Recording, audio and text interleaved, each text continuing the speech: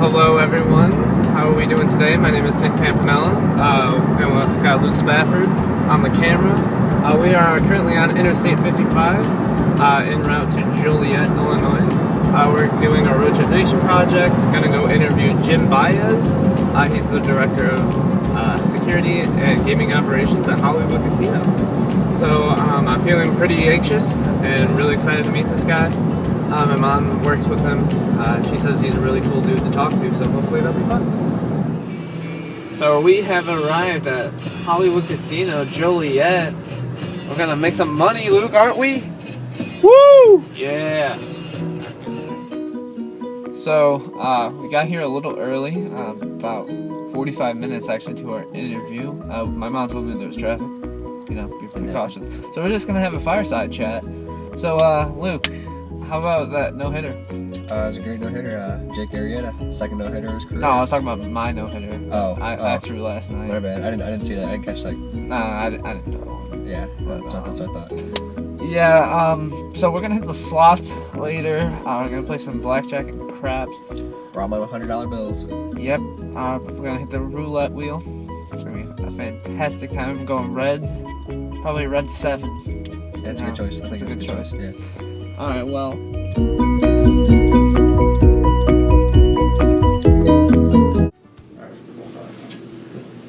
Is that recording? Yeah. Okay. So, well, hello class. My name is Nick Pampanella. We are here with Jim Bjes. He's part of the Hollywood Casino. Can I just have you state your title? Sure.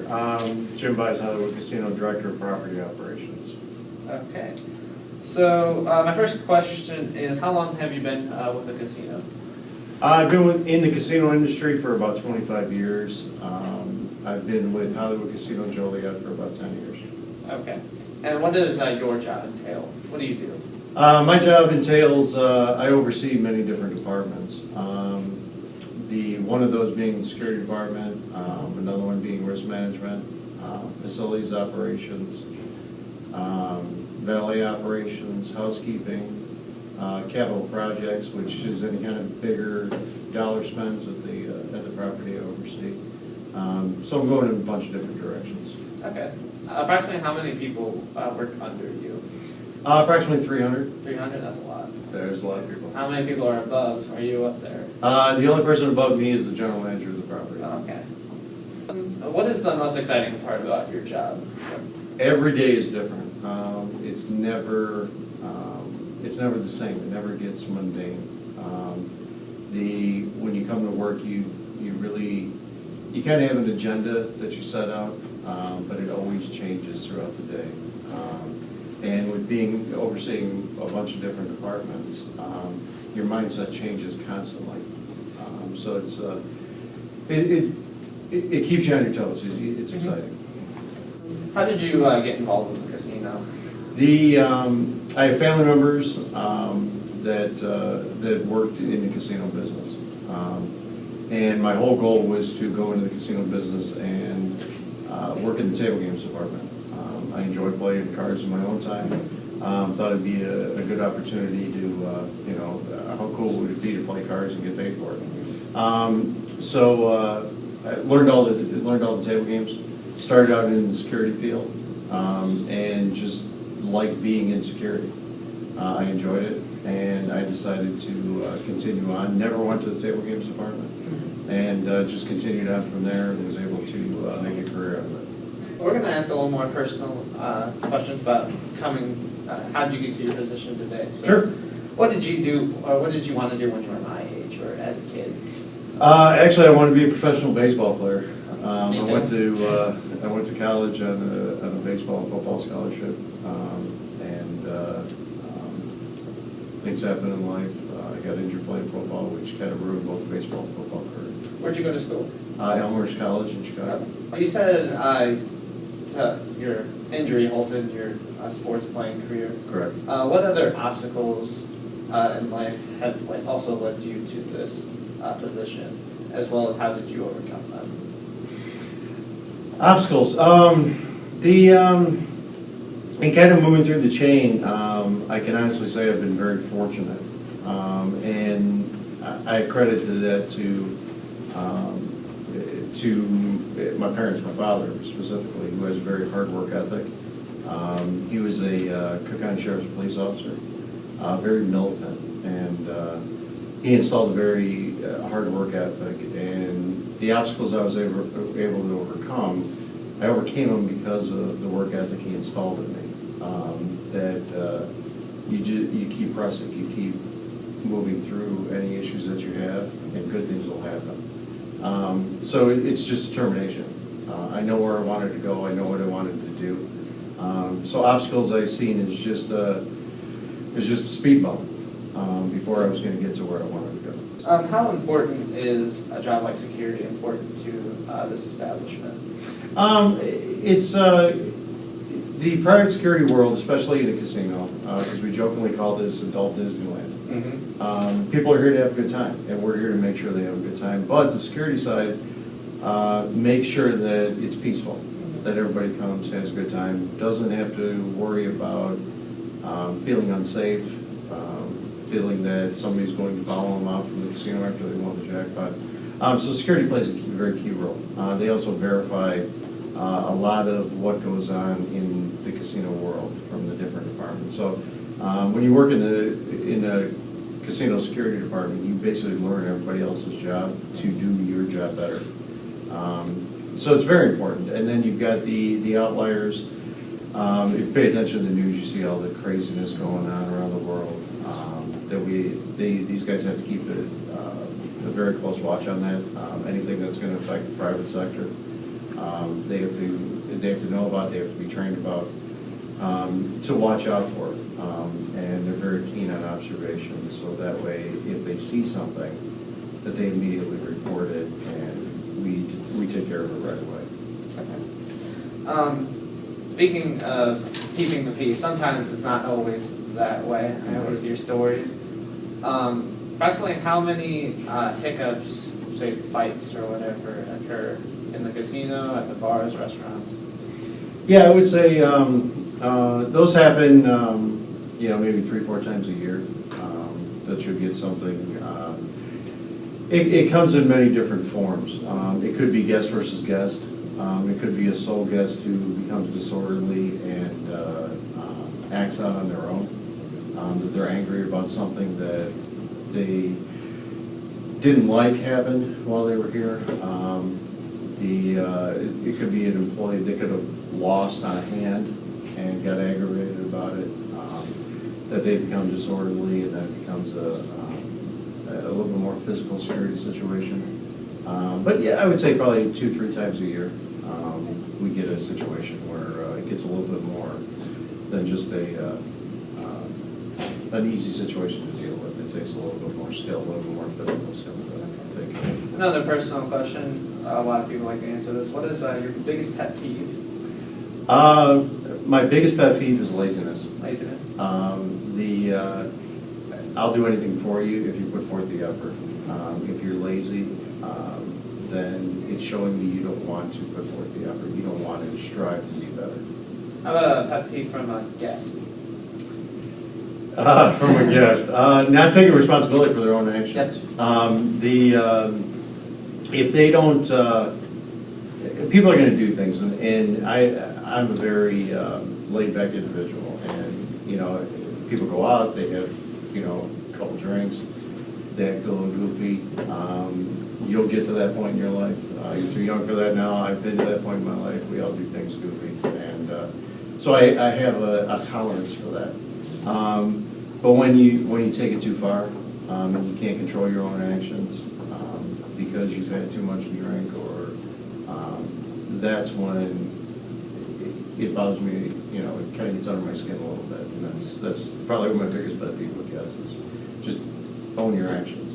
And speaking, you said you have a laid-back personality, kind of goofy sometimes. Mm-hmm. What do you like to do in your free time? Any hobbies?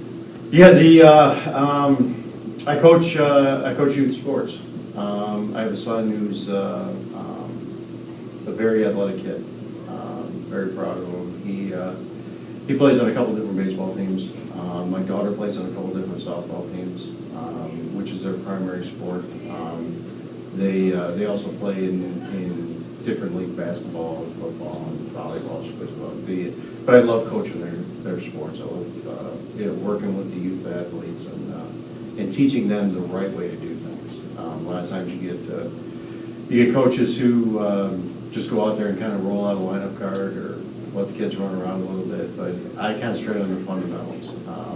It's not about wins and losses. It's about teaching the kids the right way to do Getting it things. done right. So, what advice would you have for someone my age, or someone actually looking to get into this career field?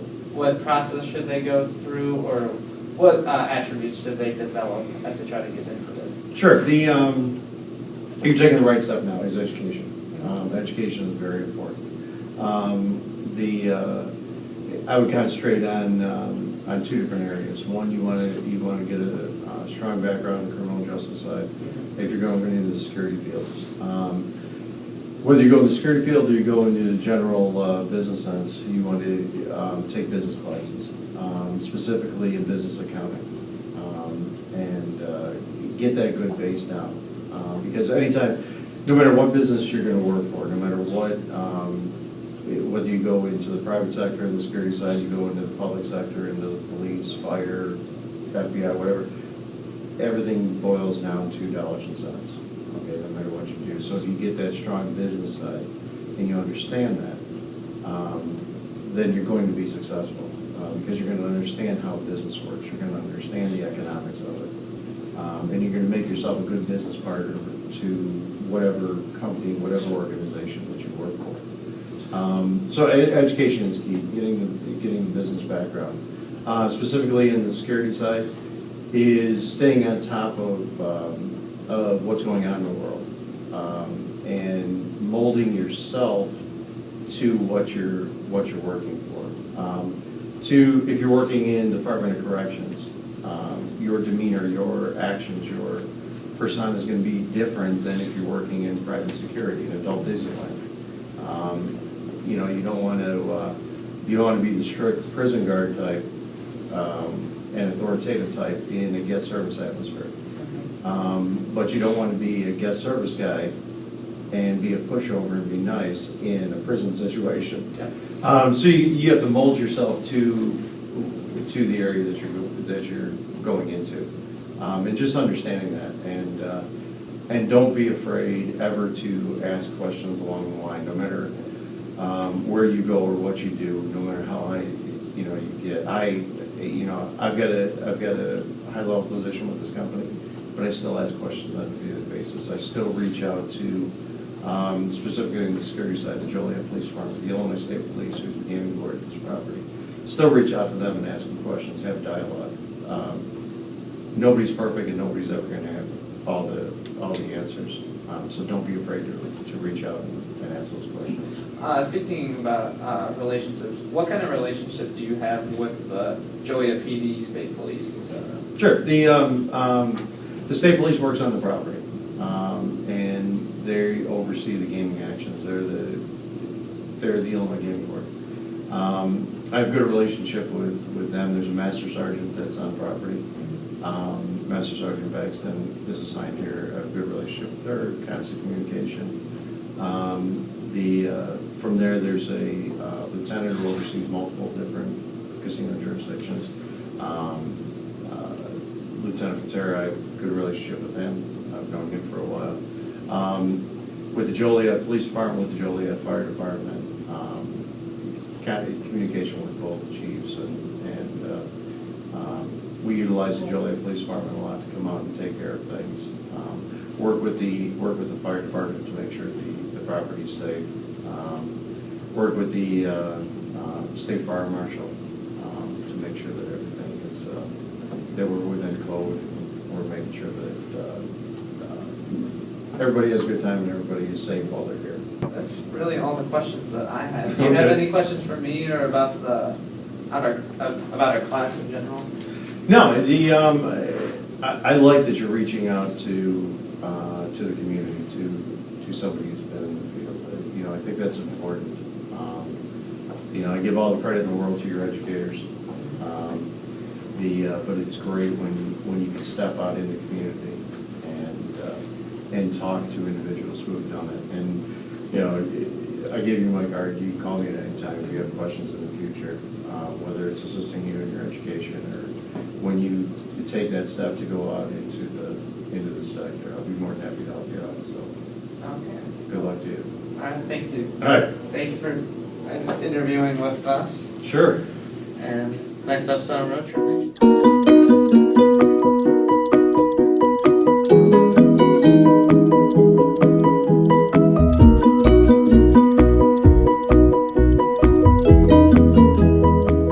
So we are here at Heroes West Sports Bar and Grill on Hobart Road. There's Luke. He's getting a pound burger. So am I. I'm getting the same exact thing. So I don't know. Nice place out here. Nice sports bar. Look at that scenery. He makes that scenery, doesn't he? Potato skins. So here we got some fresh waffle fries. And we got a pound burger, bacon cheeseburger. Luke is putting mustard and stuff on there. Oh man, it's ready. Oh man, look at that. That is glorious. Pretty big. Luke's fat. He just ate the whole thing. How do you feel, Luke? I don't think I'm gonna eat for another week. Yeah, you